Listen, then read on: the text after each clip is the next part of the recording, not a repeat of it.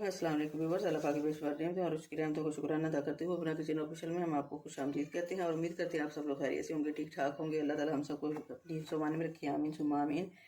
तो जैसे कि आप देख रहे हैं मेरे साथ में धनिया, लहसुन और ये सब्ज़ मिर्च मौजूद हैं। तो आज हम आपसे जो रेसिपी शेयर करने जा रहे हैं वो रमज़ानुल मुबारक के हवाले से भी है और आम दिनों में भी है जब हमारे पास इतना ज़्यादा टाइम नहीं होता। करना क्या है, हमने एक बाउल धनिया का लिया है, ये कुछ हमने ये इस तरह लहसुन लिए हैं, देसी है, और ये 3 सब्ज़ मिर्च ली हैं।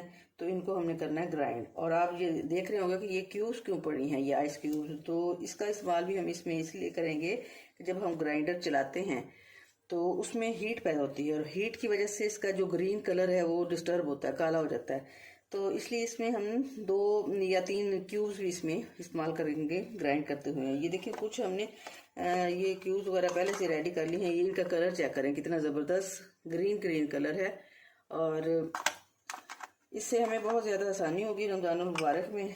तो जब हमने रायता वगैरह बनाना होगा तो इसमें से एक क्यूब निकाली और अपनी दही फेंट के तो उसमें उसमें अपनी ज़रूरत के मुताबिक 1 या 2 क्यूब्स वगैरह डाल के तो 5 मिनट तक वो नरम हो जाती है। उसके बाद आप फेंट ले तो हमारा बेहतरीन सा रायता हो जाएगा तैयार। सब चीज़ें डालते हैं जी ग्राइंडर में।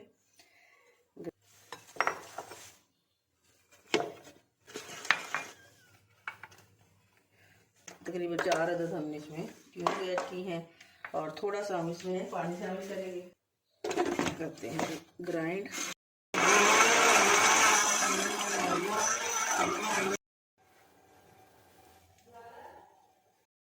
ये हमने इस तरह इसमें सारा अपना ग्राइंड किया हुआ मटेरियल इसमें अब ऐड कर दिया है। अब 2-3 घंटे के लिए इसको रखते हैं फ्रीज़र में। अब और इसके बाद ये फ्रीज़ हो जाएंगी तो फिर ये टुकड़ियाँ जो है कंटेनर में हम सेव कर लेंगे। यकीनन आपको मेरी ये रेसिपी, ये मेरा तरीका, ये मेरा आइडिया पसंद आएगा। Please subscribe, like and share my channel and thanks for watching my channel. अल्लाह हाफिज़।